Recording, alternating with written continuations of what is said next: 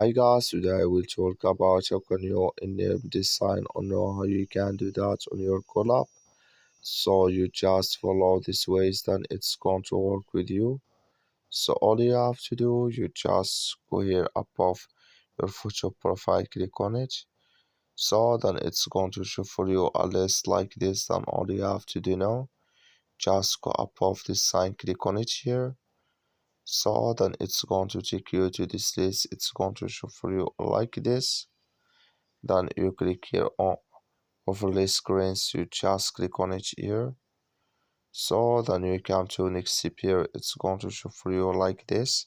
Come here to show not answered overlay. Click in this sign. Like you see, this color show for us. That's mean show not answered overlay notifications enable with us now. That's all you have to do. That's all. Thank you for watching. Don't forget to support us by liking and subscribe.